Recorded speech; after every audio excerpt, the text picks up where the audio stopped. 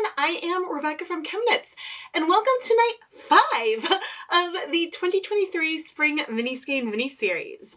This year, the inspiration for our colorways comes from my favorite game, Pokemon! A game where you want to catch as many Pokemon as possible, and I felt that it was appropriate for people who like to collect yarn and gotta stash it all. For tonight's color inspiration, I picked a Pokemon from the most recent game, Shroodle and Grafai. I picked these Pokemon because the evolved form almost seems like it's wearing a mask. I mean, I don't think it is, but at first I thought it was, and it looks like its fingers are dipped in paint, and it just felt like a graffiti artistic kind of Pokemon. These Pokemon are mostly very neutral, sort of gray and slate blue kind of colored. But when I was pulling my color palette, I was really drawn to the pops of color from the fingers and the eyes. And so I wanted to play with the neutral colors and with the brights and create a colorway set using a variety of different techniques. Some speckled colorways, some variegated colorways, some colorways that maybe have both variegated and speckles, and just see if I can bring something together where I am intentionally dyeing each of the 5 colorways separately.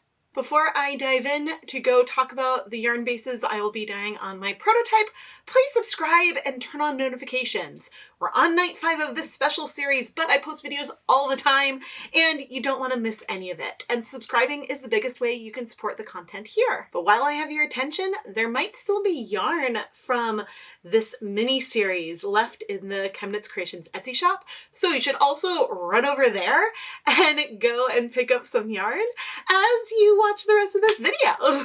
For our prototype, we're gonna dye 5 different yarn bases.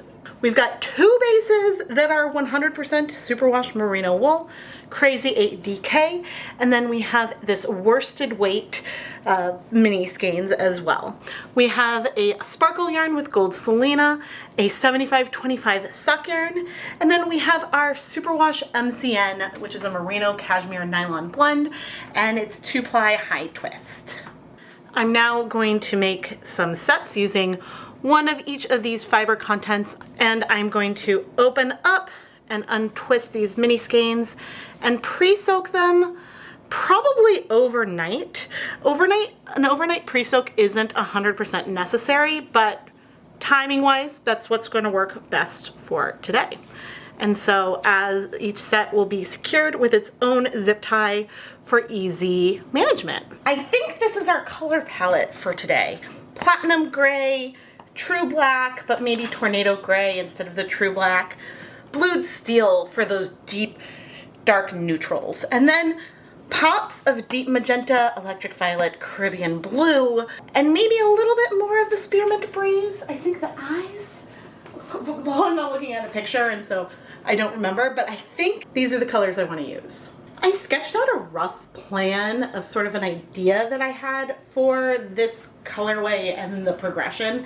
And I don't know if this is exactly where we're going to end up, but I know that I want to get started doing 2 different tonals. One that's platinum gray and one set of 2 that is a mint green. There's no acid in either kettle yet. Here I'm adding 2 grams of the platinum gray dye. We might decide that we need more pigment because it is not a very pigmented color. And then in this kettle, I'm adding just 1/2 gram of our Spearmint Breeze acid dye. I have looked at depths of shade of this color in the past, and so I was using my gut and picking one that wouldn't be too saturated, but also wouldn't be too pastel, so we'll see. But now I need to go get the yarn. We're bringing over 200 grams of yarn, and yes, all of the different fiber contents that we have in here will absorb color a little bit differently. And so we might have some colors that end up being more saturated and some that are a little less, and that's okay. But we've got looks like we're gonna get a beautiful, very neutral, very pastel gray, which is great. I think that that is the direction that I wanted. And let's see how we're doing with our mints. It's pretty. I might wonder if it's a little too intense. It's possible after the first round I may want to reduce it a little bit, but I don't know. It actually doesn't seem that bad, and I know it's going to absorb more color, so we'll see how it goes.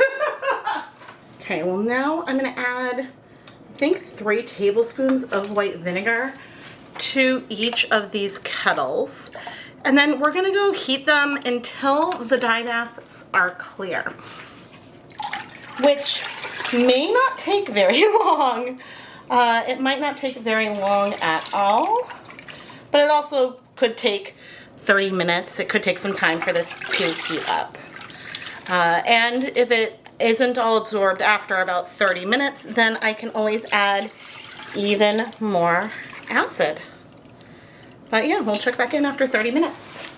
I just removed the yarn from the dye baths. I forgot to film it though. There's a hint of mint left in one pot, and the platinum pot is very clear. And now, while Indy barks in the background, we just have to wait for the yarn to cool a bit so we can speckle. I put on my deluxe rubber respirator mask, safety glasses, and gloves to start prepping to do some fine speckles on our first platinum skein. I took a little bit of citric acid, put it into 5 cups, and then mixed in a little bit of tornado gray, electric violet, spearmint breeze, Caribbean blue, and deep magenta.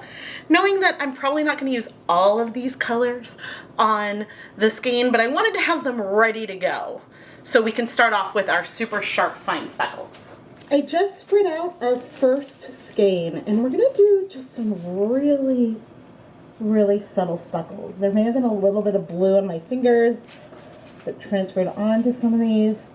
And yes, I also know that we do have a little bit in here of some stellina, and so that's something that we need to keep in mind. But I'm just sort of going over a little lightly with all of these colors, and so this yarn will ultimately be very, very gray with just a few little pops of color. Although I'm not using the pink.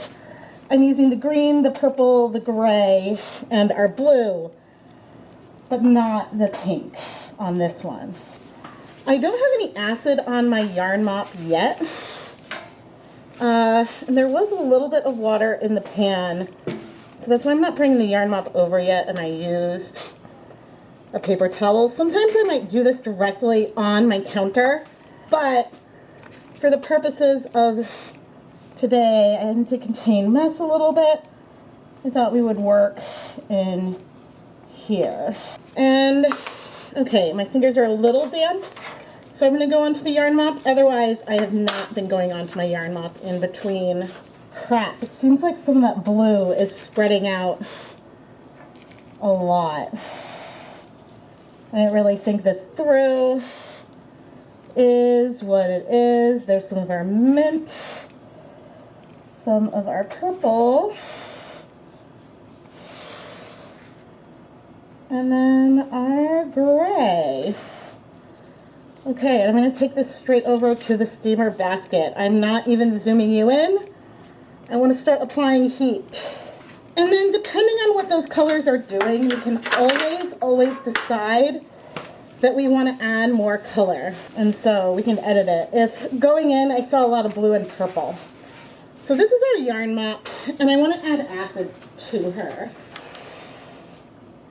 Okay, that's a tablespoon of some white vinegar. Squish it around. Wipe up some of this color. That's going back into the pan that's off camera. And we're wiping this out to work on our second color. Okay, where we have a second skein of our platinum. This time my plan is to do some light speckles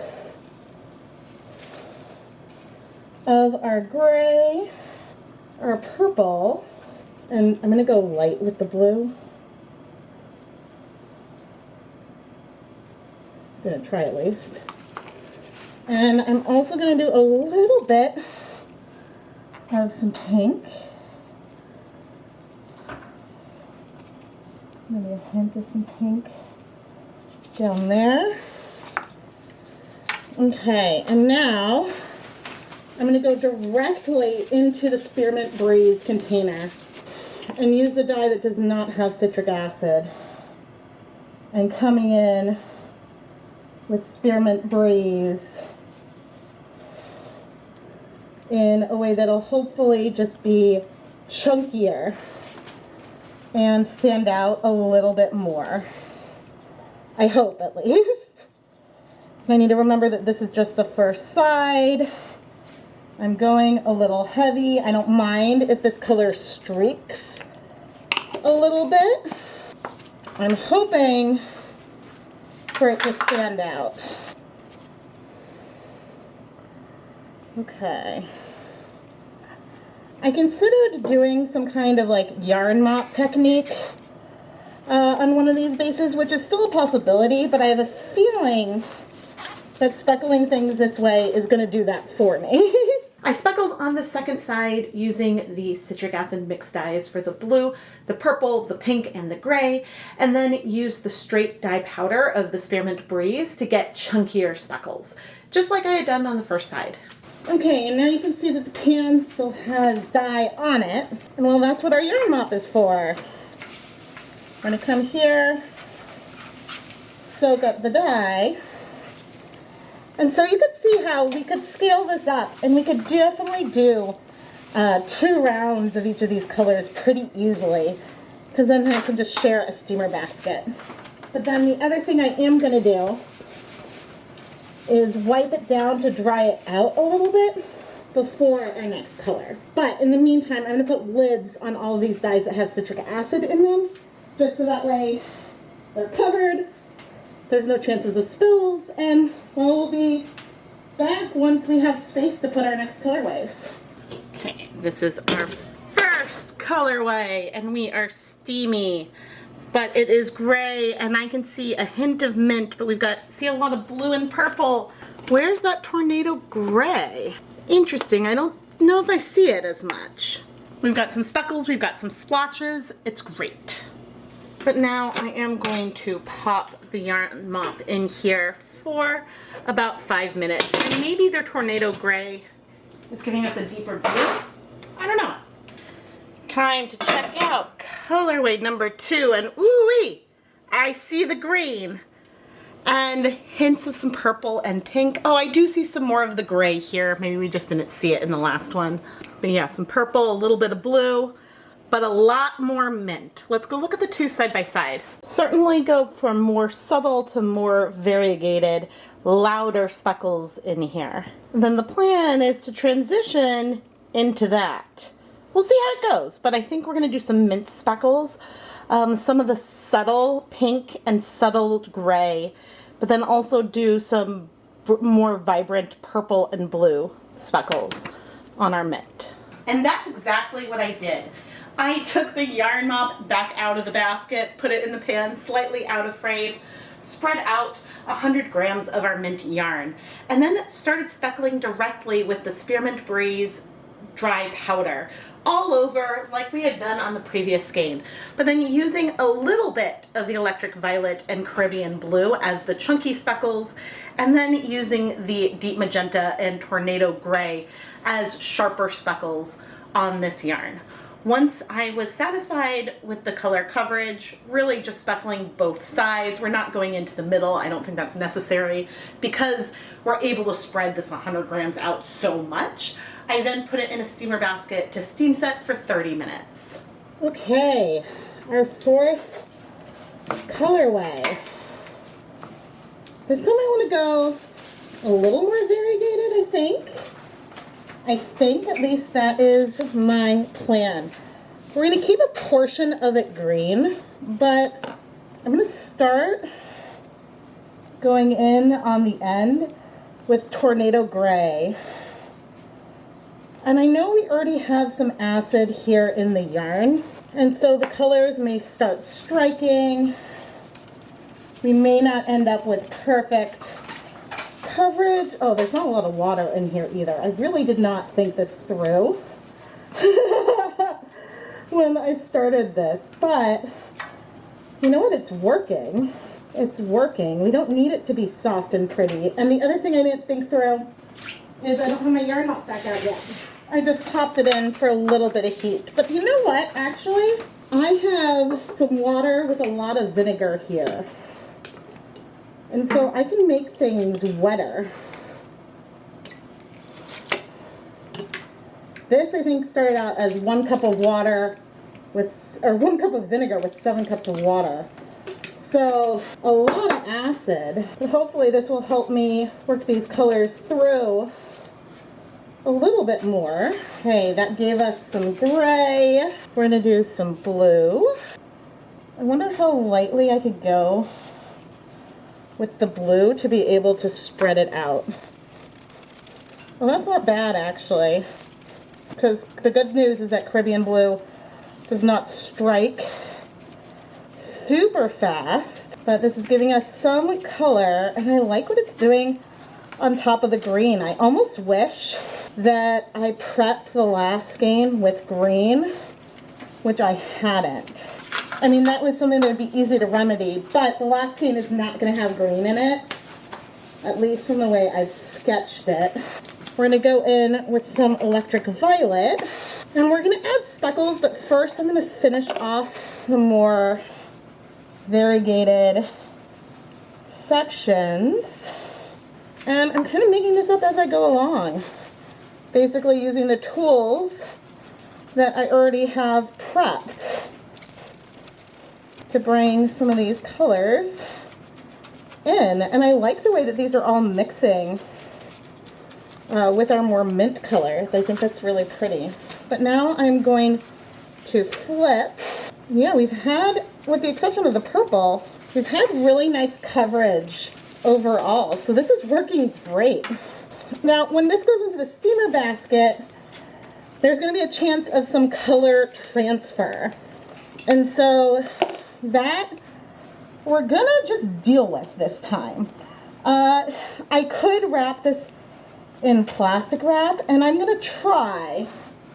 I think the bigger steamer basket's the one that's available. I'll show you how I'm going to try to put this in to try to prevent too much bleeding, but I mean, we'll just have to see where it ends up. I love that we're going to have like peaks of some of this green sort of poking through.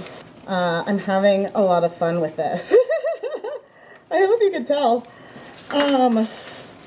I'm sticking to my picture more than I thought I would, which really isn't a bad thing.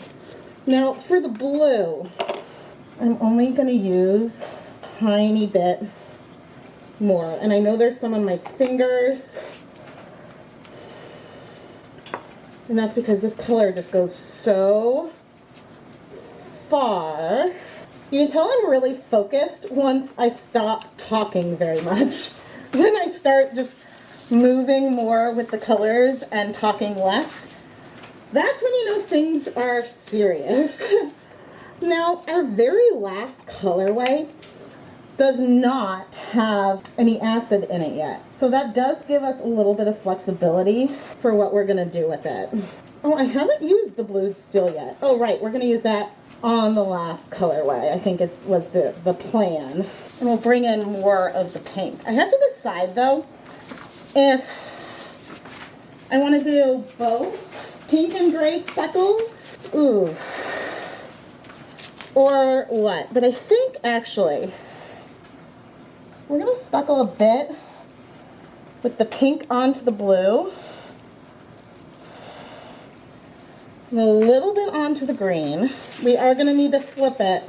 And we're also going to come in with our gray on the green. Okay, and to flip it, I'm going to be careful as much as I can because of the way this is. Okay, a little bit of some pink.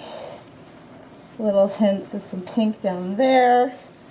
Great. Onto the yarn mop, popping the lid back on because we're about to have another biggish break because there's 2 steamer baskets, and so that's where things are. But I'm going a little heavy with some of the gray. I see a mint down there, why not? Continue some of that down. It's not gonna hurt anything. Okay, let's go to the steamer basket, and I'm gonna try to put this in. And I just realized the camera may have been slightly off-center the entire time. I'm very sorry for that. The steamer basket is nice and hot. And I'm picking up the yarn, which might drip. Yes, it did. And that's how I'm putting it in. There's going to be transfer, but it is what it is. And as for the mess that we have in here, I am going to bring the yarn mop in and clean this up. And actually, it occurred to me that I may as well dye up the last skein now. And we can have it sit here on the counter for a little bit. So our yarn has no acid in it yet. And time to add color. And what I had sketched, I think I'm going to do like this. I'm going to start with the Caribbean blue up towards this end. Should have brought over some more water, mainly because I know it's a color that spreads. We're definitely going to need more water in here. I wrung that out too much. I gave us some more water so that way we could actually squish the colors through as Indy reacts to like mail or something arriving. And ooh, that actually worked pretty well. Sorry about the dog. Okay, I think on this one I'm not gonna try to do speckles, but speckles may end up happening. So the speckles happen by accident. I'm not going to be upset by it. Because you can see just like the powder is spreading. It's a sloppy technique day. But gosh, I love electric violet. It is such a gorgeous color. It's too bad it's so expensive now. Okay. We're going to use a little bit of some deep magenta. Also going on a thinnish little stripe. Working this through. No idea how well or how deep things are going on the other side or not. I'm not really sure what the blued steel is going to do or how it's going to behave. But we're going to go in over approximately half of this remaining area and bring it over. And at least right now, cold, the color is doing exactly what I want. It's more, a little more gray than navy. Oh, I hope that sticks. And I hope it looks sufficiently different from Tornado. But that is something we're going to have to wait and see for. I think blued steel might have some yellow in it, so there might be some surprises there. Now I've got some Tornado gray. Bringing the powder down. Nope. This is feeling a lot like blued steel. Actually, no, it's feeling different. It's just not spreading very much. Yeah, as it blooms, you can feel more of that gray come in. It has a different kind of character. Oh, that's actually really pretty. And also fairly different from a lot of our other yarn. So we're in good shape as I flip it over. But I do need to add some more color. We're gonna add a little bit more Tornado gray in here.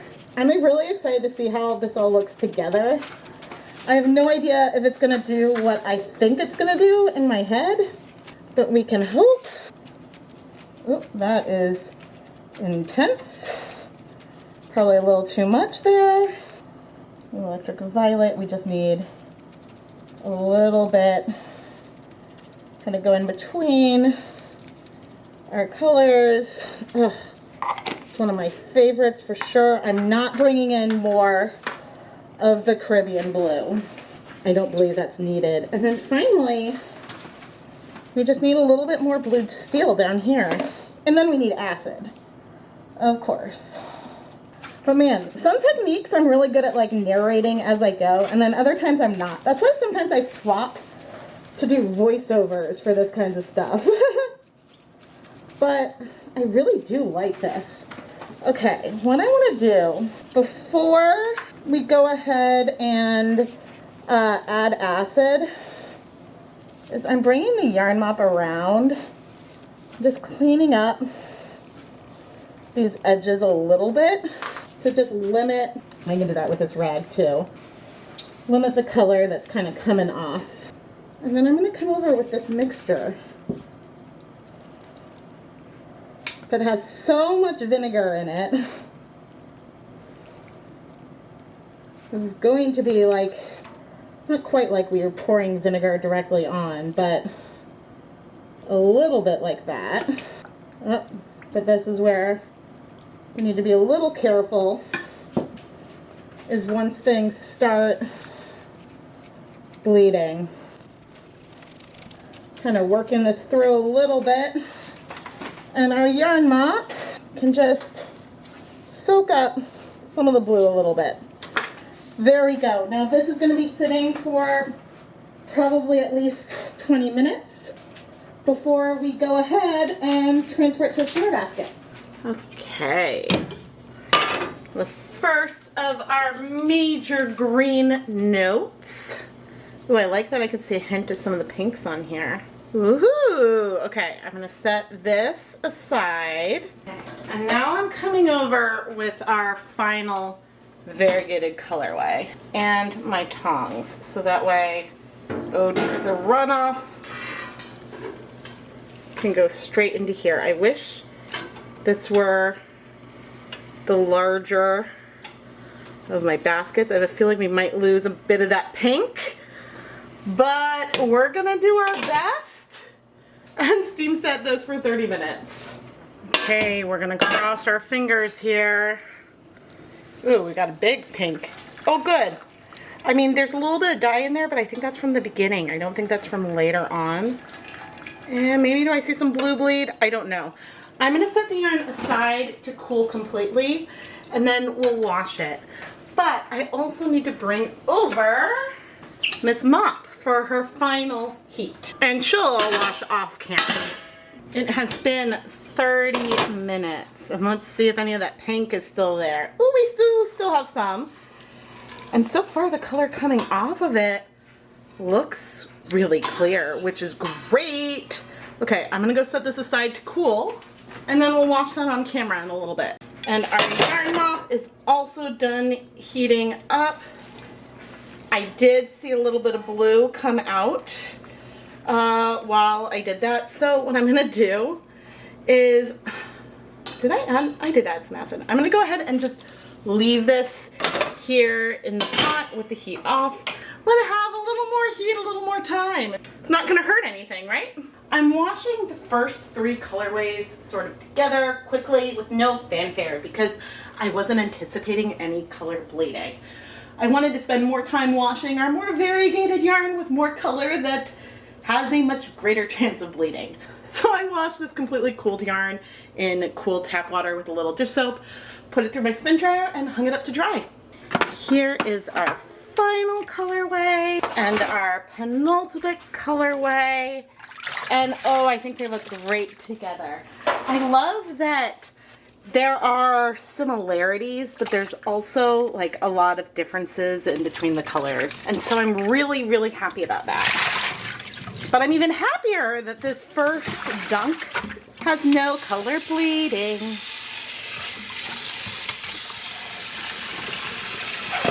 Okay, I'm gonna need to fill this dish soap bottle with a little bit of water to get a little more out. We're gonna add a tiny squirt of some soap.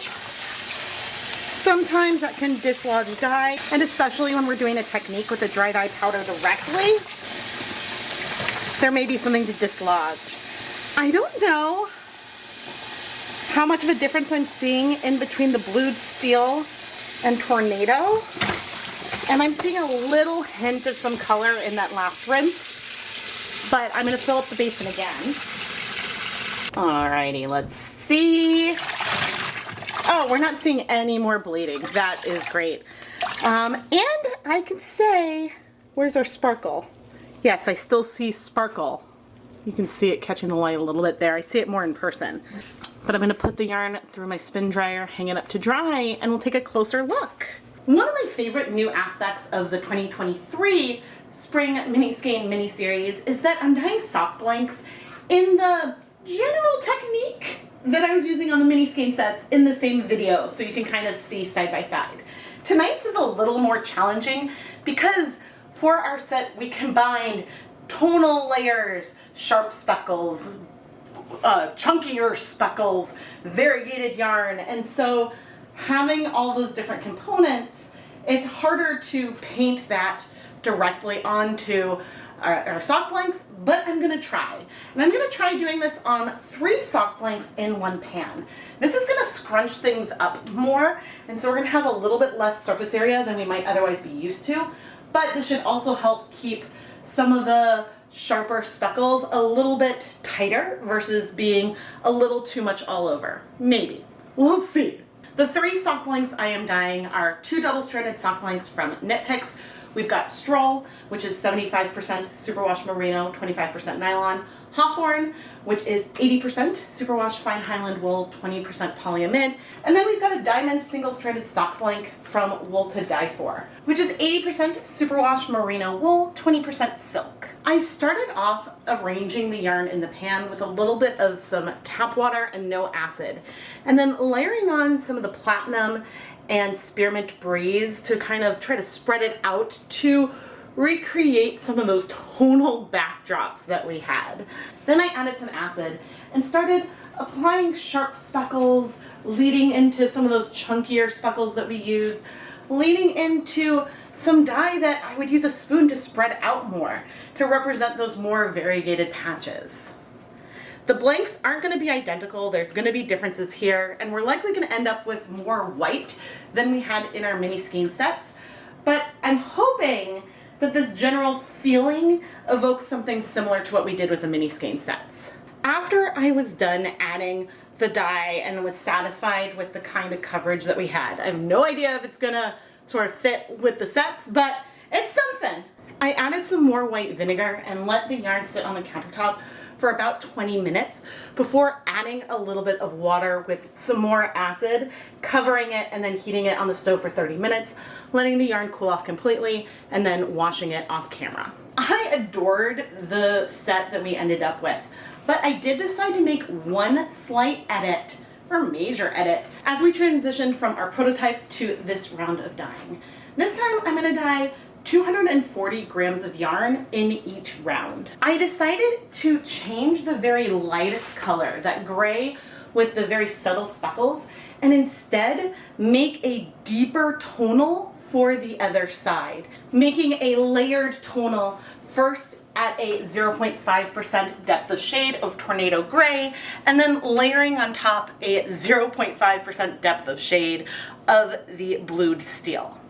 So that means for every 100 grams of yarn, I had a half gram of each of the colors. So there's still 1 gram of dye per 100 grams of yarn total, but by dyeing it in 2 stages, we would have a nice layered tonal effect. Those 2 colors are pretty close together, but this might give us a little bit more dimension.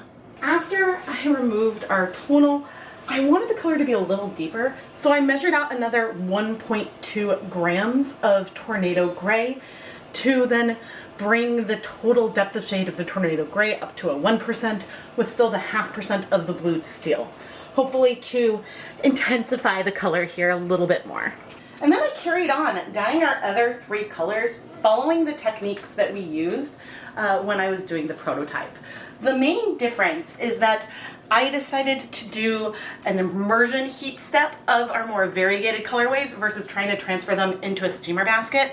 Since we had more yarn in the pan, it was easy to add a tiny bit of water, let the yarn sit on the counter for 20 minutes or so before then transferring it and carefully heating it on the stovetop off camera. But for the two more speckled colorways, those I steam set as I did with the prototype. And then once all the yarn was cooled, I washed it all off camera. And so now we can take a look at the two different types of sets, because I'm really curious to hear if you like one that skews lighter or one that skews darker. I think both of these are going to be amazing sets. Honestly, this would have been a great set of 6 skeins, but I have a feeling that there could be preferences that could lean either way. Here is the prototype version of our colorway. And I think that it works, it's fun, it's less smooth than some of the other sets that I made during this series. But I think, and especially when we twist them up so you can see the little bits of color, I think that this works really well together as a set. But I also think you can see why I decided to change this first colorway out for something else for our next round. And that was purely for balance, because in our prototype, the middle colorway was this green speckled versus our speckled and variegated colorway. And I felt that this deserved to be more of a star, and it would balance the set more to have a tonal at the deepest end to sort of balance light and dark throughout this a little bit more. The second version is still has a lot of green, but it's less of the green story, and it makes that gray and those neutrals be more of the story within the pops of color. This very easily could have been a set of 6. We could have added a tonal and still had that lightest one on the end, and it would be awesome. Sometimes when I'm like going through my stash and trying to make fade sets out of what I've dyed already, it can be a struggle to know, like, okay, how light might you want to go on one end and how deep. But my strategy here was to both increase the colors and shift the colors, but increase the saturation as we went through the sets. And so I think that over here, this makes a good middle color, but I don't know, I guess I wanted this one to be more in the middle, and so that's why I shifted it. Now, I could have gone and over-dyed this for Skein, but it's such a pretty soft neutral with restrained speckles that I didn't want to over-dye it because I'm proud of it and I really liked it. And so therefore, if you're opening up a set from tonight, you could have one of two sets. The one that is the lighter leaning, I guess a less saturated leaning set, and then the more saturating leaning set. Before I go start twisting the minis, there's one more thing I want to point out. We're a little overexposed here, but some of the deepest sections of our variegated yarn are darker than some of the deepest parts on the tonal, and I'm okay with that. That's gonna blend in a nice way, at least I think. But I am glad that on the tonal I added more dye than I had originally planned on doing. I just realized why our second set feels more balanced to me. Here we have 3 minis that have the green, and then we have 3 with this deeper gray or blue, even though one of the colors didn't come in until, like the blued steel, I think it was the blued steel, didn't come in until the end, but we still feel that like navy gray kind of color in 3. And so that makes us feel a little more balanced to me. Over here, we only have the deeper color in 2, even though there is a little bit of tornado in those others. And so maybe that improves that balance feel. I'm surprised that I ended up doing something that was so close to one of my original sketches. Part of me does wonder if instead of going straight variegated, for say this skein, I had done more random splotches of those colors, that would have been really cool. However, if I had done random splotches of those colors on a mini skein, it still might feel very variegated and very pooling. So I'm really, really happy with how this turned out. And now I'm excited to show you the soft blanks because those are amazing. I feel like some of the greens aren't coming through on camera. but these blanks are so tie-dyed. They are so tie-dyed. They are a lot more blue than what I was originally intending because that Caribbean blue spreads. But especially if we just look at the silk blank, which is longer in the middle, you can see how the progression of colors on the blank kind of to some extent goes along with the mini skeins that we dyed. The main difference is we do have a little bit less of the mint and more of those deeper colors. And then at this far end, our deepest colors aren't quite as dark and saturated.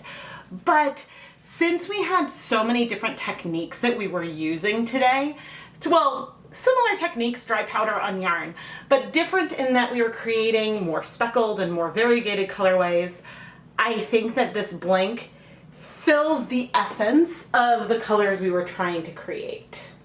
And quite honestly, these are some of my favorite blanks that I've ever dyed, I think ever. I love how many different colors there are in here and just the progression of the different techniques, and I'm really, really excited by them. And I'm excited to do this sometime in the future. But I think that if I was gonna use, say, foam brushes, I could have tried to create something that is a little bit more literally like the yarn that we had. So this knit up is going to look very different from the mini skeins compared to some of the other projects where there might be some similarities. But yeah, I'm happy with this as a blank version of our colorway today. Our yarn mops today are quite different from one another, but any of these would have worked well in with our sets. I think in particular, this one right here, if we were to have it fit somewhere in the middle of all that, would work really, really well and be really, really fun as a way to intensify the randomness that we have. Now that I have things twisted up, I'm glad that I didn't do a yarn mop technique for one of the colorways in this set. Even though we do have some blending of colors in our variegated yarn, in general we have a lot of sharpness and cleanness, and somehow that goes with the like bright, vibrant speckles that we have. So I'm more and more confident. And I will say that before dyeing this, I procrastinated actually starting it. I had my sketch, I had my idea, I had my color palette for a really long time, but this one took me the longest to just jump in and execute because I didn't know if I was going to be satisfied with the results, because sometimes when I have a firm plan, I'm not as happy in the end. But I love this and I'm thrilled. Here's not all the yarn, but some of the yarn that we dyed today. We dyed a lot of different yarn bases in this video. A lot. But there are a few that I do want to bring a little more attention to. And they probably won't surprise you. The silk blend, the merino silk blend, is less saturated than, say, superwash wool counterparts. That is to be expected for two reasons. One, silk blends usually require more time to absorb dye. So when we're dyeing things all together in one container, the superwash wool might absorb more dye than our merino silk blend, even though that is a superwash merino silk blend. However, the second thing is, if I were to dye them separately, so we had the exact same amount of dye on each skein, the silk would still look a little lighter because that fiber just requires more of the same dye for the finished product to look the same. Our sparkle base is still shiny. It's hard to show, I think, with the light I use to film these conclusions, but our yarn that had the citric acid does still sparkle. I think because it's a little bit of citric acid and the yarn didn't boil in a very acidic vat like we did when I completely destroyed the stellina, it worked out. But if you are going to use citric acid speckles on a yarn with stellina, try to wash it as soon as possible after. Just use care and don't overdo it. That yak is one of my favorite yarn bases to dye, but can also be really tricky, especially when we're dealing with pastels. In a video I did, was it last year? Yes, I think it was in last year's SMSMS. I looked at depth of shade of neon colors, and the pastels on the That Yak base were not my favorite. But this one still works. Yes, the most pastel one doesn't feel like a pale gray, but the light green here does feel different. And so it still works as a fade. The last thing that's pretty funny here is that I have all of the prototypes and then all of the second batch all mixed in here. And so yes, there are some columns where you can see that they're different, but ultimately it doesn't look bad to have them all mixed in a little bit randomly. So I'm pretty happy about that. This colorway is so fun, and what we really have many different techniques, from tonals to speckles to variegated, a little bit of everything I've shared this far in the 2023 Spring Mini Skein mini series. And I am so happy with how our Shroodle and Graphii match this yarn. I feel like I really nailed the inspiration, even if the color proportions are different from the way they are in our Pokemon. Now, I mentioned at the beginning of the video that I dyed a lot of yarn for the SMSMS, and there's still more available in the ChemKnits Creations Etsy shop. I don't know if this particular yarn from tonight is still available, but I dyed a lot of mini skein sets. I was very excited. And the mini skein sets come with some really fun extras, including a project bag, a sticker, and some progress keepers that you can use while you're making your project. You can find more information in the ChemKnits Creations Etsy shop. But this might be night 5 and the last night that I'm dyeing mini skeins and sock blanks inspired by Pokemon. But the series isn't over. There are 2 more videos. Tomorrow night, I am going to be dyeing a full skein inspired by Pokemon. I am super excited for you to see what I created there. And then on Sunday night, I will have a vlog that goes behind the scenes as I'm planning, maybe some hiccups along the way, and just sharing my thoughts and everything that went into all the nights, including pictures of all the yarn, all in one place, and more pictures of the extras and things like that, so you can see it. And all I can think of now are that there are other Pokemon I didn't use in this series that I want to dye yarn for. And so I don't think that I would do another Pokemon themed series in the future. I try to mix up my inspirations, but we could have some Pokemon inspiration. Do I put weekly episodes? Would you have any interest in that? Please let me know down in the comments below.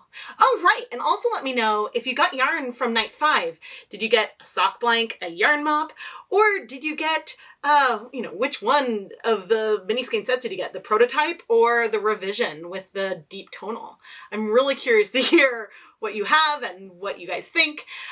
Your comments actually inspire a lot of content and new videos that I create here, and I do try to read and respond to as many as I can. Subscribe, do all the YouTube-y things, and I'll see you back here tomorrow night.